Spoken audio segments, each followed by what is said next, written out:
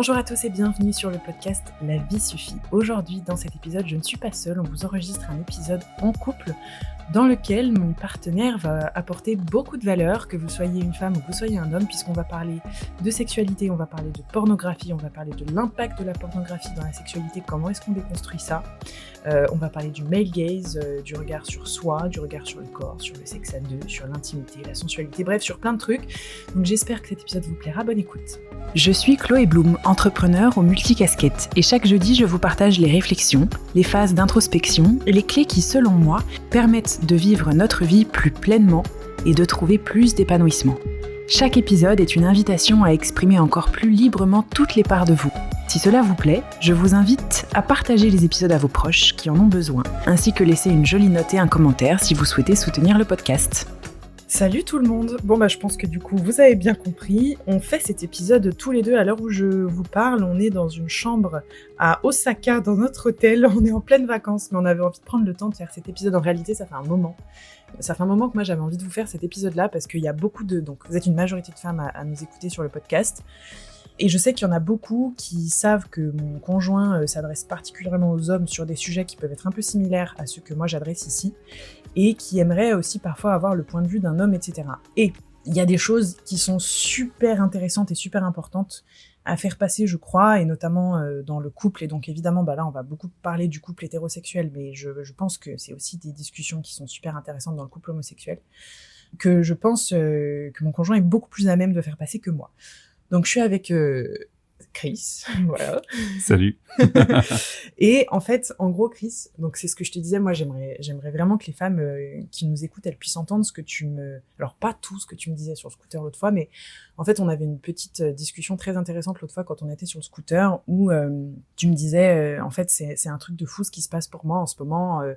En gros, ça fait des années que tous les deux on déconstruit quand même beaucoup la relation amoureuse hétéro, et on déconstruit aussi beaucoup la sexualité hétéro.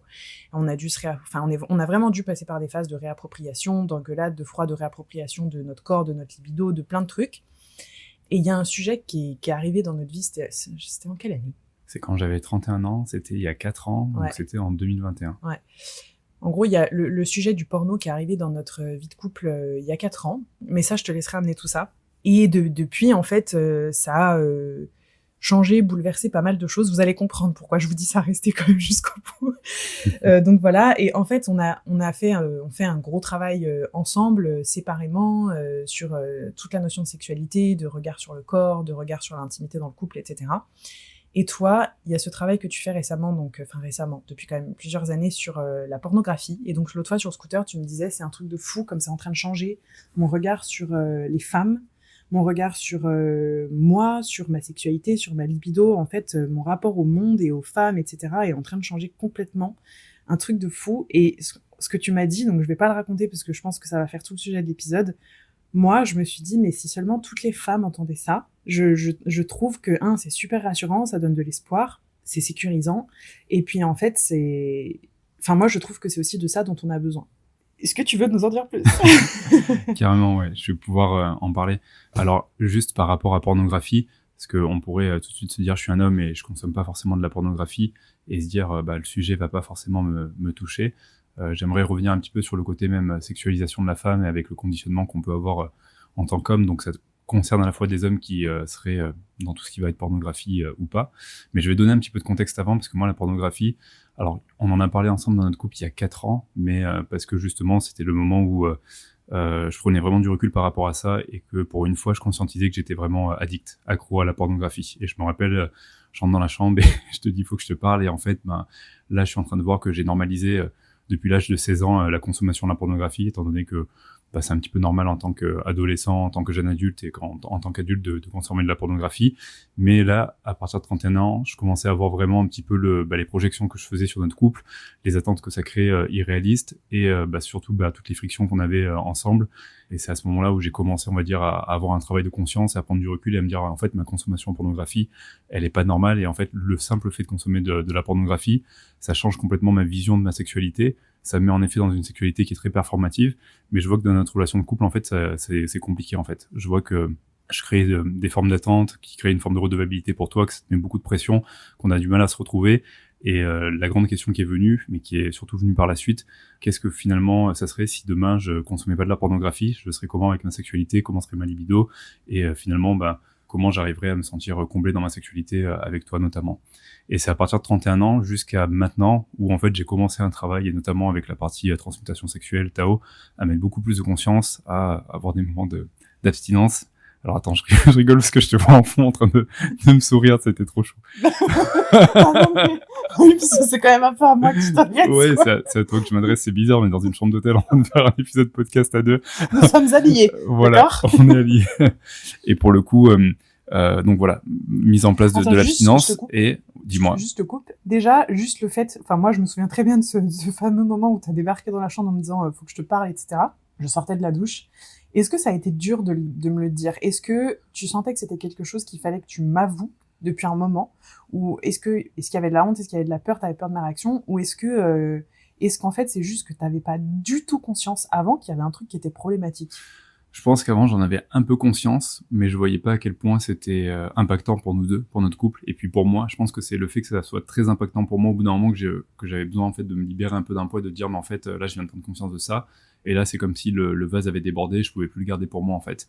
Et le fait de pouvoir t'en parler, c'était à la fois un peu égoïste, mais me rassurer que en fait ça va, tu vois, c'est pas que c'est normal et qu'on passe tous par là, mais qu'en fait voilà, en tout cas on peut en parler ensemble. Mais c'était aussi une façon de dire qu'il y avait aussi une façon de trouver des solutions et qu'on pouvait avancer en fait à deux, et que c'était pas une fin en soi.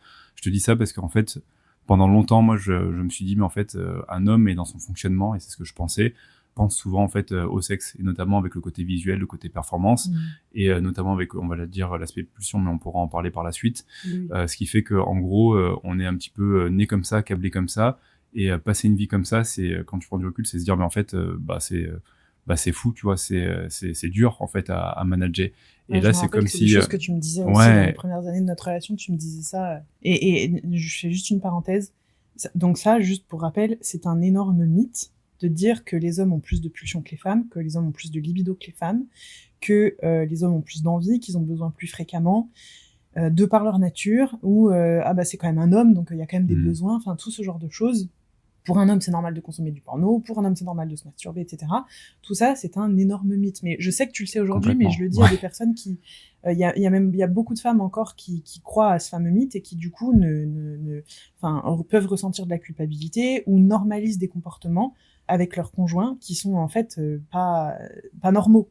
C'est ça que je veux dire. Donc c'est un énorme mythe. Un homme n'a pas plus de pulsions que les femmes ou quoi que ce soit. Ça vient d'un gros conditionnement. Mais Chris vous en reparlera très très bien. Ouais, c'est un mythe, et en fait c'est quelque chose qui nous aide pas, même si en fait pour nous c'est un gros arrangement, parce que au final ça va un petit peu en notre faveur si tu veux.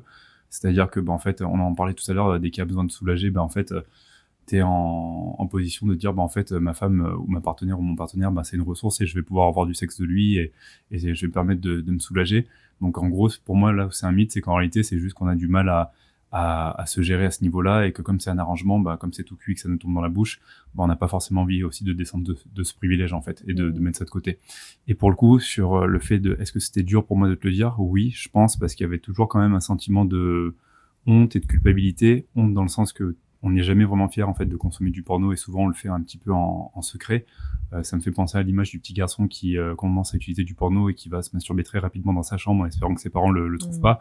Tu retrouves ça un petit peu dans la relation de couple, et même quand c'est assumé, en tout cas quand c'est pratiqué, on va dire de manière régulière, et qu'il n'y a pas forcément de la honte, il y a toujours une forme de culpabilité, parce qu'il y a toujours un petit peu cette frontière de pas est-ce que je trompe ma partenaire ou pas, mais ça renvoie à plein de choses de en final, est-ce que je suis vraiment comblé avec ma partenaire, ou est-ce que le fait d'être dans la pornographie, ça crée un truc hyper irréaliste, ce qui fait que je serai jamais comblé avec ma partenaire, et dans tous les cas, je le vois, et en fait, je projette des trucs hyper chelous sur elle, et en fait, même moi, je m'y retrouve pas, mais comme un addict, au bout d'un moment, t'as beau avoir besoin de ta dose, t'as quand même conscience que tu vas la chercher, et que ça te fait pas forcément du bien, tu vois.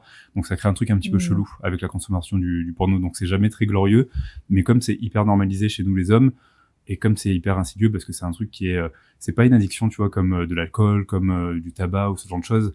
C'est une addiction qui est très différente, dans le sens que on consomme pas de substances, mais comme c'est aussi beaucoup lié au côté émotionnel, circuit de récompense, on est intimement lié à ça, et on a du mal à s'en défaire. Et en fait c'est un petit peu comme une voie de secours dès que ça va pas, et pour le coup on le normalise en disant bon bah c'est juste que j'étais sous tension, ou j'avais besoin de me soulager, ou j'avais besoin de réguler ma colère et ma frustration, et c'est ok, c'est pas grave, et puis c'est normalisé, tu vois.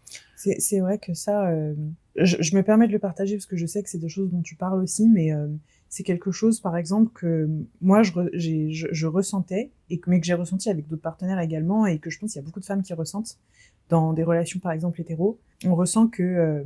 mais c'est un truc énergétique parce que c'est jamais dit, et même si la personne en face nous jure que non, on le ressent, et c'est un truc qui a eu des discussions qu'on a eu un millier de fois. En fait, je ressens quand tu voulais juste ressentir un certain soulagement. Et je suis pas en train de parler de manière vulgaire ou quoi que ce soit, c'est, en fait, je sens quand l'envie d'avoir un rapport ou juste de l'intimité, même physique, en fait, venait un besoin de te soulager, parce qu'il y avait une émotion derrière que tu n'arrivais pas à gérer, du genre de la frustration, de la colère, de la tristesse, de l'ennui, il y avait quelque chose. Soit je ressentais ce besoin de soulagement de ta part, et donc en fait, bah, c'est quelque chose qui, en fait, qui peut provoquer beaucoup de pression aussi, mais qui du coup ne suscite absolument pas de désir, ou ressentir un truc énergétique de, en fait, je sens que tu veux me prendre quelque chose, je sens que t'es pas en train de me donner, je sens que tu veux me prendre quelque chose. Et même si les gestes sont les mêmes et que les mots sont les mêmes, énergétiquement, il y a un truc qui se passe qui est complètement différent. Ouais.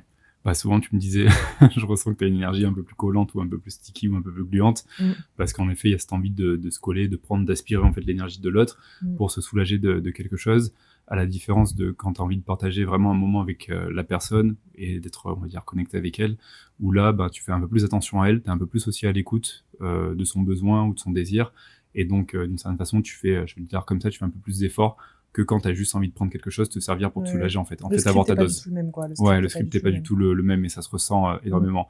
Et même, je pense que nous, en tant qu'hommes, on le ressent dans notre énergie de quand je vais absolument chercher quelque chose, parce que là, il faut que je me soulage pour décharger, en fait, tout simplement quelque chose, ou est-ce que j'ai vraiment envie de passer un moment avec ma partenaire, et pour le coup, je suis vraiment à son attention, en fait. Je fais vraiment attention à elle, en fait. Donc ça joue énormément. Mais pour revenir à ce côté pornographie, oui, je pense qu'il y a de la honte, qu'il y a de la culpabilité. Comme je te disais, moi, en fait, bah, tu le sais, t'es au courant. Globalement, de 31 ans. Non, de 31 ans jusqu'à aujourd'hui, ça a été un travail, voilà, qui a pris du temps, avec toutes ces histoires de lire des livres. En fait, le premier travail qui, moi, m'a aidé, c'est m'éduquer sur la question via le Tao, et notamment les livres de Mantak Chia. Mais il y a eu des livres aussi comme La puissance sexuelle masculine, je crois, c'est de Carlotta Munier, si je me trompe pas, ou peut-être que j'ai écorché le nom ou le prénom, en tout cas le livre, qui était hyper intéressant, avec beaucoup de témoignages d'hommes. Il y a les livres d'Esther Perel que je découvre en ce moment, qui sont vraiment bien. Une interview que j'avais vue d'Esther Perel sur la chaîne de Diaries of CEO de Steven, qui est hyper quali, que je recommande aussi. Et là, il y a un livre que j'ai lu, tu vois, récemment, qui s'appelle Your Brain on Porn, qui est vraiment bien, où on parle vraiment de protocole pour détoxifier, on va dire, le cerveau du porno, mais j'en parlerai un peu plus tard. Je pense que le fait de m'éduquer, ça m'a permis de prendre plus conscience et d'avoir du recul, et de me dire en fait que j'étais dans une trajectoire qui n'était pas normale du tout. Que le porno, c'est pas la normalité, au contraire, c'est vraiment le côté déformé de la sexualité, que ça a amené une vision ou un besoin qui était pas mon besoin originel, on va dire, sexuel. Alors après, le truc aussi, c'est que cette éducation, tu la fais pas que sur le porno. Du tout. Parce que là, on parle de porno, mais en réalité, il y a toute l'éducation que tu as sur l'homme, la masculinité, mais même la sexualité féminine aussi, même bien sûr. sur le féminisme, sur la déconstruction, la masculinité, les relations de femmes. Même le livre dont tu m'as beaucoup parlé, là, Les hommes sont-ils vraiment hétéros, je crois, où je te voyais dans le lit tous les soirs, tu pouvais pas t'empêcher de me parler, de me raconter les déclics que t'avais, etc. Enfin voilà, c'est pas, je pense que c'est pas juste la déconstruction sur le porno, mais en tout cas, il y a eu tout ça. C'est quoi les gros déclics là que t'as eu parce que moi, je t'ai vu avoir des très gros déclics ces derniers mois, justement sur ça. Les gros déclics, le premier, c'est comme je te disais, de la période de 31 jusqu'à maintenant, c'est qu'en fait, il y avait des moments où j'avais des rechutes, je m'en voulais beaucoup pour ça, et en même temps, je me disais, bon, ça s'améliore. Là où je consommais du porno quotidiennement, là j'en consommais peut-être 1 fois, 2 fois par semaine, des fois j'avais des périodes de transmutation, pendant un moment j'étais tranquille avec ça, mais ça a été le plus gros déclic, ça a été le fait de couper complètement le porno, en fait. Ça a été vraiment le plus gros déclic. Ça t'a fait quoi comme déclic?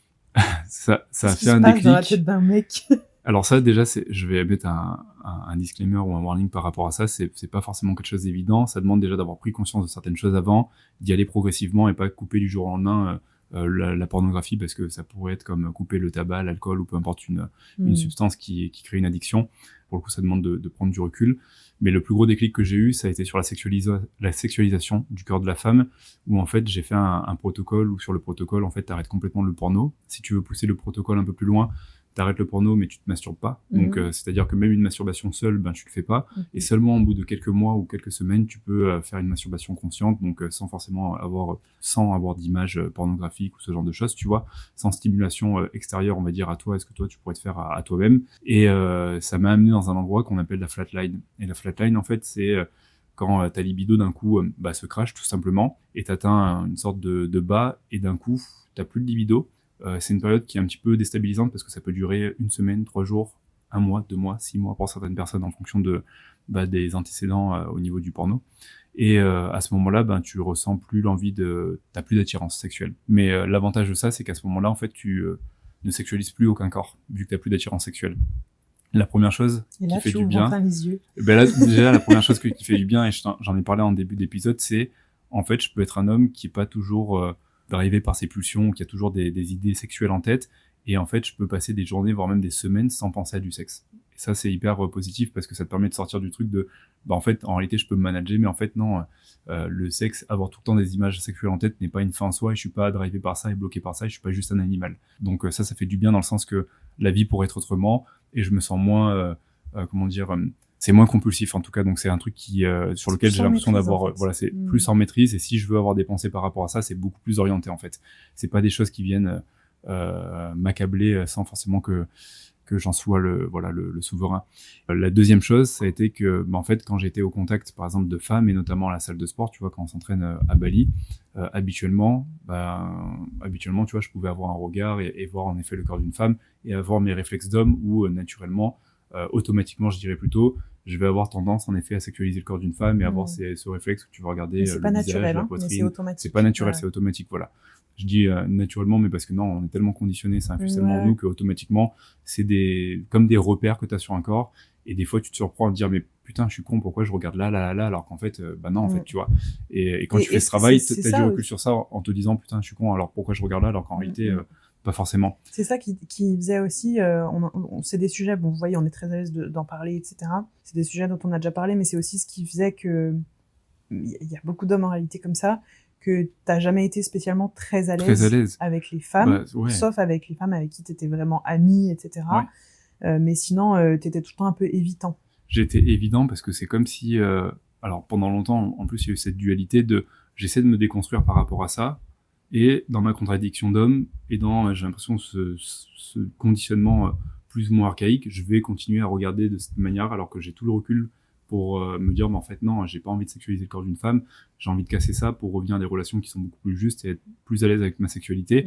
Et c'est là où pendant longtemps j'étais dans une période un petit peu compliquée parce que j'étais en train de me déconstruire, et en même temps je voyais que le conditionnement était tellement fort qu'il restait présent, que malgré ce que je pouvais faire à côté, j'avais toujours ces réflexes visuels par exemple, tu vois, et ça créait une forme de gêne, donc une forme de sexualité ou en tout cas d'attraction, de désir non assumé, même si j'avais cette capacité de me dire, bon, c'est pas grave, j'ai relativisé, en fait, je suis en apprentissage, tu vois. Mais ça, c'est un point qui est important. Mais l'autre point qui était vraiment important pour moi, c'est le fait de, justement, ne plus avoir spécialement d'attirance, mais surtout ne plus sexualiser, on va dire, un corps, et de pouvoir voir un corps, ou en tout cas une femme, en restant, on va dire, normal, en restant globalement neutre, en fait. En voyant juste un corps. En voyant juste un corps, en fait, tu vois. Et ça m'a fait du bien, parce qu'en fait, ça m'a permis de revenir un petit peu dans cette validation de, ok, je peux arriver à ne pas sexualiser en fait le corps d'une femme. Et alors juste, je veux mettre une pause. Bon, tu sais à quel point moi je trouve ça super beau et chouette, et c'est vraiment ce dont je voulais qu'on parle aussi. Mais je suis quand même passée par 2 phases. Je t'arrête là juste parce que je pense que c'est important. Je sais qu'en fait il y a des femmes qui nous écoutent peut-être qui ont pensé un peu comme moi quand tu m'as raconté ça. Où moi j'étais dans 2 sentiments ambivalents. J'étais d'un côté en mode putain, mais yes, c'est enfin ça qu'on veut. Nous, on fait tout ce putain de chemin de déconstruction et on souffre du fait que notre corps soit sexualisé en permanence contre notre gré, etc. Et à la fois, quand tu m'as raconté ça, je me suis dit, mais heureusement que ça vient de mon mec que j'aime plus que tout, que je connais depuis plus de 10 ans, et donc qui m'ouvre l'esprit aussi sur les hommes, sur la masculinité et sur tout ça, parce que sinon, je me dirais, mais vous êtes complètement barge, en fait. vous êtes complètement barge avec vos trucs, mais vous réfléchissez vraiment comme ça. Mais c'est un truc de fou, enfin ça fait flipper quoi, presque. Donc c'était aussi dur que c'était beau, mais du coup, je salue la démarche, et deux, je pense que en tout cas, ça peut nous aussi nous faire comprendre l'ampleur et la gravité de la chose. Ouais, complètement. Pour le coup, je pense que tous les mecs réfléchissent pas comme ça, mais il y en a certainement une grande partie. Je pense qu'en fonction des éducations, d'où tu viens, en plus c'est très culturel aussi, je pense que c'est peut-être des problématiques. Il y a peut-être des gars qui nous écoutent et qui vont pas du tout se retrouver dans mon discours, ils vont me dire, ah mais lui, il a vraiment un problème. Ou... Voilà. Mais je pense qu'une grande partie se retrouveront aussi dans mon discours. Mais voilà, ça va dépendre de beaucoup de choses. Mais en effet, je suis d'accord, et c'est là où, même en tant que mec, il y a un moment où tu te dis, est-ce que j'ai un fonctionnement normal? Et pour le coup, je reviens à ça. Moi, l'intérêt, la prise de conscience numéro 2, pourquoi j'ai mis en place ce protocole, ça a été en fait comment je peux revenir, comme je te le disais, à ma libido originelle. C'est-à-dire que si demain je prends la case pornographie ou masturbation compulsive, alors j'ai jamais eu ça, mais je sais que ça touche aussi beaucoup d'hommes, la masturbation compulsive, si j'arrive à le prendre et à le mettre de côté, quelle serait ma libido, comment serait mon désir, tu sais, pareil, les notions de fréquence, parce que ça on en a parlé aussi, et dans un couple souvent il y a moi voilà, j'ai telle fréquence, toi t'as telle fréquence, et puis on se retrouve pas, et blablabla, et ça c'était un sujet de, pas de dispute, mais en tout cas un vrai sujet de conversation pendant longtemps, mais comme pour beaucoup de couples. Chez beaucoup de personnes et beaucoup d'hommes qui me complètement. Moi, ça a été une question de si demain, en effet, j'enlève la case pornographie, parce que le problème de la pornographie, c'est que ça vient stimuler, on va dire, le circuit de la récompense, et même si, voilà, derrière, je suis juste avec ma pornographie, il y a ces moments où en fait j'ai besoin d'avoir cette libération de dopamine, et soit je vais le chercher par la pornographie ou par des rapports avec toi, et donc je peux avoir une cadence, j'aime pas ce mot, mais je peux avoir une cadence qui est complètement biaisée, parce qu'un addict, comme dans la cigarette, il peut se fumer 20 clopes par jour, tu vois. À ce moment-là, un homme pourrait avoir envie de faire l'amour, par exemple, 2, 3, 4, 5 fois par jour, ou peut-être 10 fois par semaine, et là on pourrait être sur une cadence complètement biaisée. Donc moi la question c'est, demain si j'arrête ça, comment je serai? Et ce qui a été intéressant, c'est que avant ça, dans ma tête, je me disais, mais une cadence idéale, ça serait peut-être de, je sais pas, 5, 6 fois par semaine, ce qui semble beaucoup, une fois par jour, tu vois, c'est beaucoup en réalité. Et une fois que j'ai arrêté ça, alors quand j'étais en flatline, je me disais, mais en fait, ça sert à quoi le sexe? Donc, tu vois, j'étais super bas. Quand je suis revenu, on va dire, à quelque chose de normal, je me disais, mais même une fois par semaine, c'est déjà génial en réalité. Même une fois par semaine, parce qu'il n'y a pas de cadence en réalité. Mais en fait, c'était plus une fois par semaine, et en fait, ça varie même en fonction de ma libido. Une fois que tu as connu en fait la flatline, tu comprends que il y a des moments, t'as pas de libido, t'as pas forcément envie, ou t'es chargé mentalement et t'as pas de place pour ça. Et ça change complètement le fait de, il y a pas vraiment de cadence, parce qu'en fait, on est des individus plus ou moins cycliques en fonction de chacun, tu vois. Et en fait, il pourrait avoir une période où pendant 3-4 jours, tu vas avoir envie de faire l'amour assez souvent, et peut-être que pendant 2 semaines, en fait, tu vas pas en ressentir le besoin, ou tu vas être tellement absorbé par un projet et mettre ton énergie ailleurs qu'en fait, on n'aura pas le time et tu y penseras tout simplement pas, tu vois. Et ça, la flatline, ça m'a fait du bien à ce niveau-là, parce que ça m'a permis de revenir, on va dire, à un désir plus mon désir, on va dire, tout simplement, tu vois. Et le fait d'arrêter le porno une fois pour toutes, ça m'a permis aussi de revenir, on va dire, à des attentes plus cohérentes de là je ressens une envie, là j'ai envie de partager quelque chose avec toi, et éventuellement je te l'exprime, tu vois. Ça change tout. Et ça change tout. Ça change tout dans les intentions, dans les rapports, dans l'intimité. Même, je parle pas de rapport sexuel, je parle dans notre rapport dans la vie au quotidien. Ça change tout. Ça change tout en termes de tranquillité, d'entente, de compréhension, énergétiquement, ce qui se passe est complètement différent. Bien sûr. Et ça change, pour nous les hommes, ça change le fait de, avant, quand j'étais drivé par mon porno, naturellement, j'avais envie de rapidement, tu vois, prendre quelque chose, ou être dans cette attente de rapidement, on va être dans une sexualité performative. Et là, en fait, ça t'invite à te dire, en fait, vu que ça, c'est plus cohérent pour moi, comment aussi, je peux commencer à créer du désir pour ma partenaire. Quand est-ce que je commence vraiment moi à ressentir du désir? Quand est-ce que moi je ressens vraiment du désir, et que c'est pas juste mon cerveau qui me demande une libération de dopamine et que je dois aller chercher quelque chose? Parce qu'en fait, des fois, et ça nous arrive dans le porno, la masturbation compulsive, des fois on se retrouve à étudier beaucoup de porno, à se masturber plusieurs fois, et des fois à éjaculer plein de fois, et à se dire, mais en fait, pourquoi je fais ça? J'en ai même pas envie, c'est juste parce que là j'ai besoin de libérer mes dopamines, parce que je me fais chier, je m'ennuie, parce que ouais, complètement.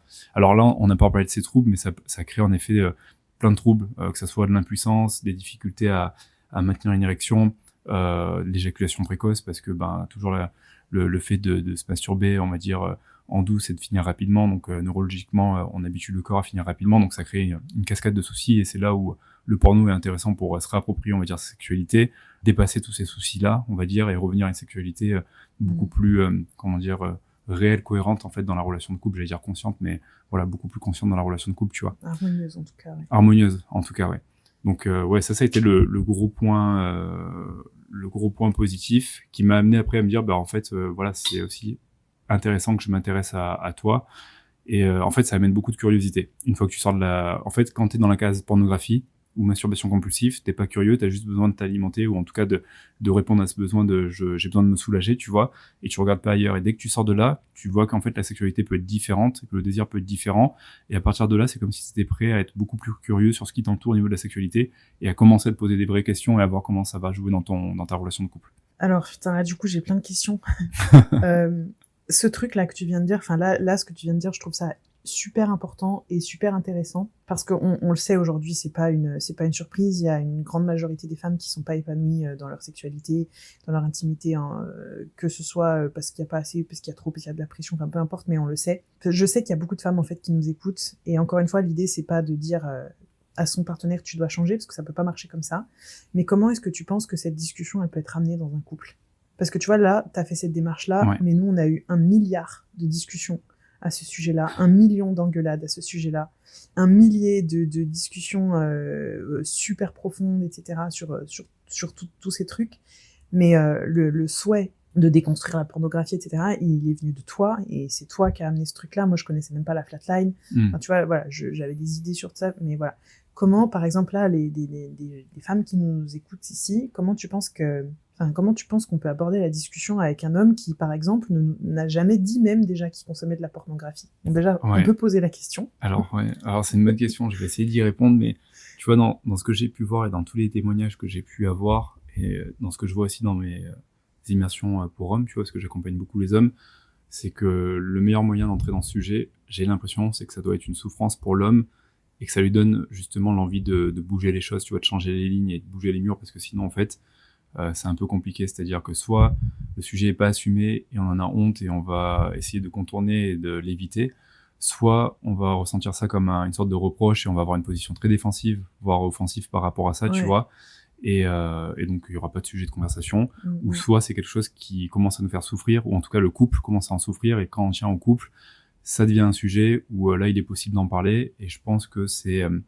comment une femme pourrait aborder, c'est une super question en réalité. En vrai, je sais pas si on a une vraie réponse, mais tu vois, le truc que tu dis là aussi, c'est, enfin, je suis 100% d'accord avec toi, et à la fois, j'ai pu le voir dans des messages de femmes qui m'écrivent et qui me parlent de leurs problématiques, ou dans même des relations passées ou des choses comme ça. En fait, il y a aussi beaucoup d'hommes qui consomment ça, et qui n'ont même pas conscience d'en souffrir, parce que pour eux, le problème ne vient pas du porno, mais le problème vient de leur partenaire, qui ne répond pas assez souvent à leurs désirs, qui ne couche pas assez avec eux, pas de la bonne manière, pas ci, pas ça. Et du coup, en fait, bon, là, on sort les rames, mais là, c'est très très chaud.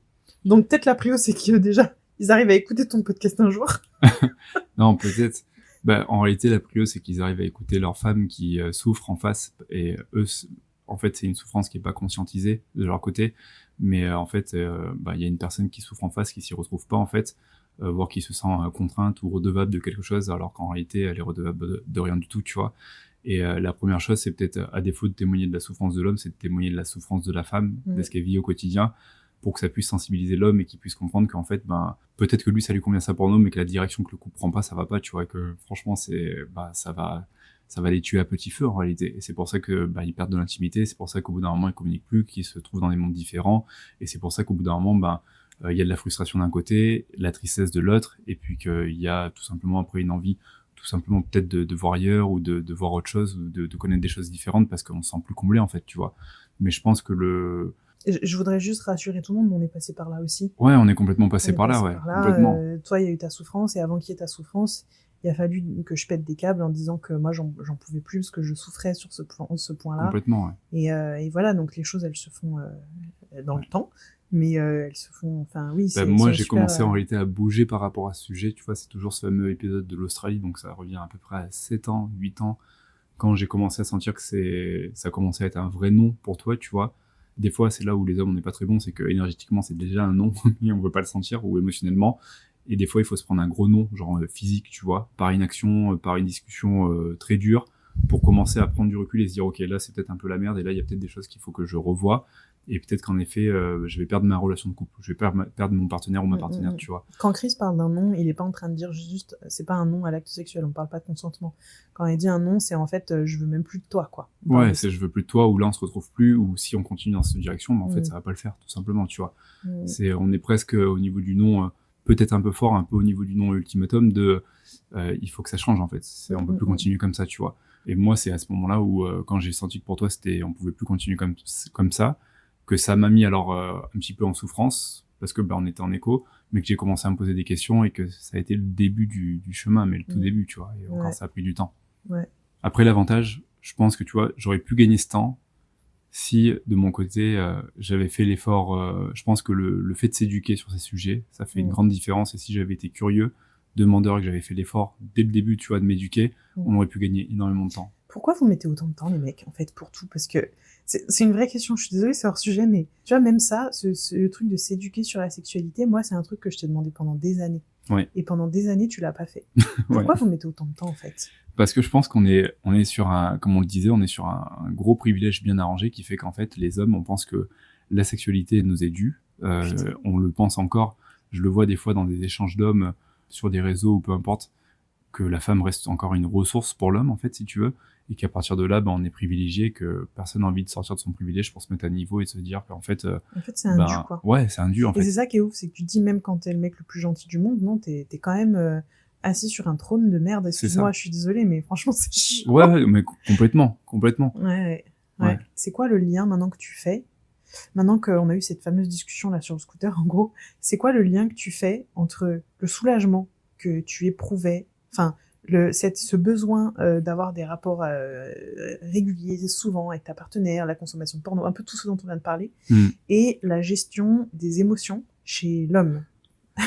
Non, mais parce que, on peut le dire aussi, la majeure partie des femmes consultent, font de la thérapie, psy, etc. La majeure partie des hommes, c'est pas le cas. Et pourtant, la santé mentale chez les hommes, c'est pas la folie non plus. Pas la folie. Sachant qu'en plus, la majeure partie des hommes sont seuls et n'ont pas d'amis à qui se confier, puisque depuis la puberté, vous êtes encouragés à vous appeler bro pour montrer que vous êtes bien des bons hommes bien séparés et qu'il n'y a pas de vulnérabilité entre vous, vous ne vous livrez pas. Donc votre meuf fait le psy toute l'année. C'est une question à rallonge.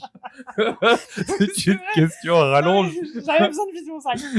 Non mais voilà, votre meuf fait le psy gratos toute l'année. Donc, c'est quoi le rapport? Oui, j'en ai fait un épisode de podcast où j'expliquais que la plupart des thérapies concernaient des femmes, je crois que c'est 70 ou 80%, là où, par exemple, chez les hommes, alors oui, il y a beaucoup plus de suicides, mais parce que les hommes vont souvent au bout des choses, mais qu'il y a que très peu d'hommes aujourd'hui qui se prennent en charge et qui consultent, et qui utilisent leur partenaire, en tout cas, comme une thérapeute.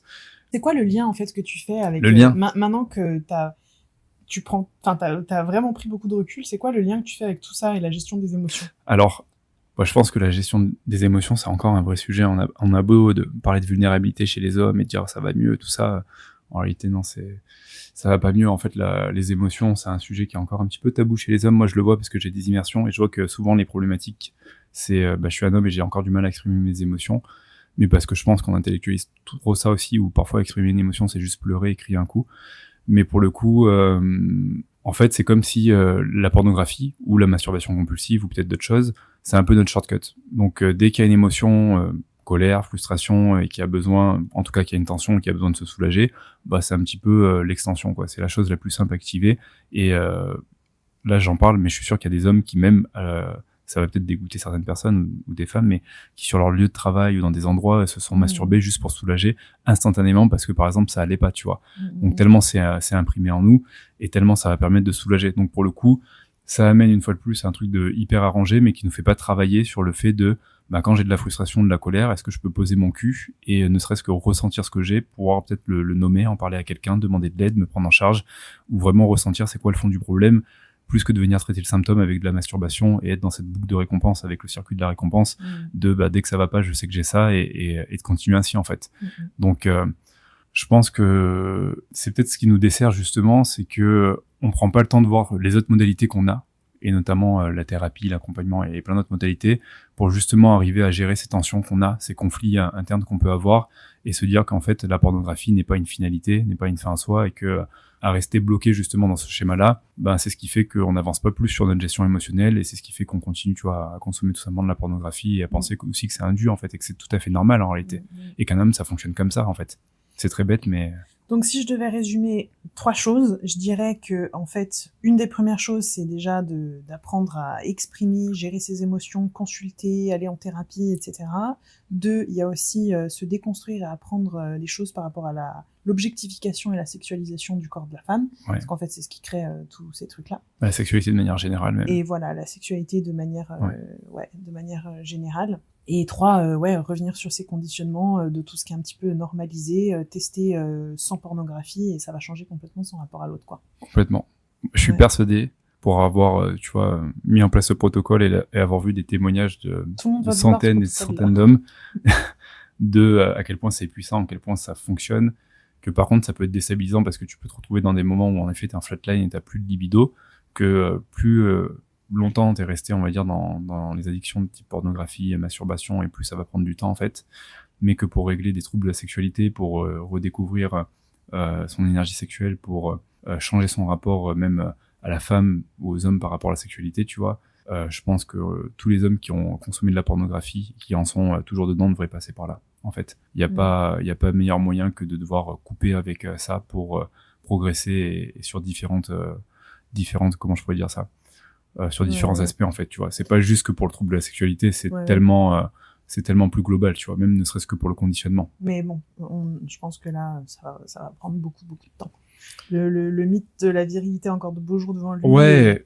Et tu vois, ça c'est un point, je peux en parler rapidement, mais le protocole là où il est pas facile, c'est que souvent quand on est en flatline, là, ça vient toucher le côté virilité de j'ai plus de libido, donc peut-être même que j'ai plus d'érection, tout simplement, même le matin quand je me lève. Et ça, pour beaucoup d'hommes, ça remet en question la virilité, parce que la virilité est encore beaucoup assimilée au côté sexuel, tu vois, ou à la capacité de pénétrer ou de faire jouir, tout simplement. Et pour le coup, certaines personnes, pour se rassurer pendant le protocole, vont retomber dans la pornographie pour voir qu'elles ressentent bien quelque chose, qu'elles ont du désir, qu'elles peuvent continuer à éjaculer et retomber justement dans la consommation de porno. Ouais. Donc c'est là où en fait au-delà de la virilité, mais je te vois tellement mieux dans ta peau, tellement plus confiant, tellement il bat des cils, il me fait les yeux doux. Non mais je te vois tellement mieux, tellement plus confiant, tellement plus ancré bien dans tes pompes. Tu vois ce que je veux dire? Il y a pas de malaise, il y a rien de cringe, c'est... Ouais, mais parce que je pense que tu vois, cette histoire-là, ça soulève plein de choses, ça soulève justement les questions sur la masculinité, sur la virilité, sur le rapport homme-femme, sur notre propre sexualité, sur même les différentes voies pour éprouver du plaisir, ça soulève plein de choses. Mais quand t'es enfermé dans ta pornographie ou dans le fait de sexualiser une femme et de continuer comme ça, ou de te soulager avec le porno dès que t'as une émotion que t'as du mal à gérer, tu restes dans un entonnoir et tu vois pas plus loin que le bout de ton nez. Oui, puis c'est vrai que là, voilà, cet épisode, on aborde juste ce sujet précis de cette discussion-là, mais il y a plein d'autres sujets de discussion qui sont liés à celui-là, qu'on a aussi eu du style le jour où je t'ai dit, mais de toute façon, tu n'aimes pas les femmes, tu es persuadé de les aimer, mais tu n'aimes pas les femmes. Ouais, et que tu t'es réveillé le lendemain après avoir fait une nuit blanche et que tu m'as dit, t'as raison, j'aime pas les femmes, mais je veux bien apprendre à les aimer. Bah, non, mais vrai sujet, mais ça sera pour un autre... C'est un vrai sujet, c'est intéressant, on pourra en parler, mais... Mais c'est lié à tout ça, en fait, c'est lié à tout ça. Ouais, bah, c'est complètement lié à ça, ouais. C'est quand tu regardes le rapport que t'as et le rapport que t'as avec les femmes et qu'est-ce que t'alimentes et comment t'es conditionné, tu dis, mais en fait, non, je peux pas aller dans le sens de la femme, je vais dans le sens de l'homme, dans les arrangements, dans ce qui me convient. Je n'aime pas la femme, je l'objectif. Et en fait, pour le coup, voilà, j'aime, je vais le dire comme ça, j'aime le pouvoir, l'influence que j'ai sur la femme ou ce genre de choses, plus que la femme elle-même, en fait. Ouais. Mais encore une fois, tout ça, c'est des conditionnements, ça prend du temps et voilà. Je voudrais juste qu'on termine cet épisode parce que je sais que, nous, tu vois, on en parle facilement de ça maintenant. Bon, c'était pas forcément le cas au début, mais on en parle facilement. Il y a encore beaucoup pour qui ça peut être difficile de parler de tout ça, donc soit vous pouvez mettre cet épisode en fond sonore pendant votre apéro. Mais surtout pas. Pourquoi la pas. voiture, je sais pas trop. Soit Chris t'as un podcast qui s'adresse que aux hommes, Ouais. donc c'est aussi parfois une meilleure voie d'entrée dans ton univers et c'est plus agréable pour les hommes, ça pique un peu moins. Ouais. Il y a et 2 voilà. playlists, une sexualité masculine et une couple. Bon bah voilà, comme ça, nickel, comme ça pour ceux que ça intéresse. Après il y en a aussi que ça n'intéresse pas. Mais bon, Complètement. voilà. Mais sinon ça peut être des discussions qu'on peut amener tout doucement. Et puis il y a aussi, tous les sujets de conflit et les sujets d'engueulade. Si c'est sur ces sujets-là, c'est aussi qu'il y a des choses à déconstruire et des trucs à amener. Donc voilà. C'est des sujets qui prennent du temps. En tout cas, je pense qu'une des choses les plus importantes à propos de ces sujets, c'est de savoir communiquer là-dessus et de communiquer dessus de manière franche sur ce qu'on ressent, sur les douleurs qu'on a, sur ce qu'on ressent au plus profond de nous. Et moi, je me rappellerai toujours d'un moment marquant qu'il y a eu il y a quelques années où quand je t'ai expliqué la souffrance que je ressentais au quotidien de me sentir objectifiée par toi, alors que tu n'en avais aucune conscience, c'était un moment pour moi qui était extrêmement éprouvant et j'ai explosé. Mais où je te faisais comprendre que je me sentais comme une gazelle dans la savane, dans la maison tout le temps, et que ça me mettait une pression en permanence sur moi, et que j'envisageais même de vivre seule alors que je t'aimais, quoi. Donc c'était une explosion de souffrance, mais en tout cas c'est des choses qui sont importantes. Donc je pense que la prio, c'est de communiquer sur comment on se sent, pas d'accuser l'autre, etc. Parce qu'encore une fois, homme ou femme, on a des conditionnements des deux côtés. Donc on dit, on entretient, on cultive beaucoup de choses dont on ne se rend même pas compte. Les conditionnements, c'est vraiment des trucs qu'on se trimballe. Donc voilà, juste ouvrir la discussion et parler de soi et de dire comment on se sent et d'être très au clair aussi avec ses besoins, ses limites et tout ça, ouais. Ça, c'est un bon point. Un jour, tu m'as dit, mais t'as un prédateur. Et tu te rappelles comme j'étais monté dans les tours en mode quoi, je suis un prédateur. Oui, bon, je l'avais Moi, pas je suis un prédateur.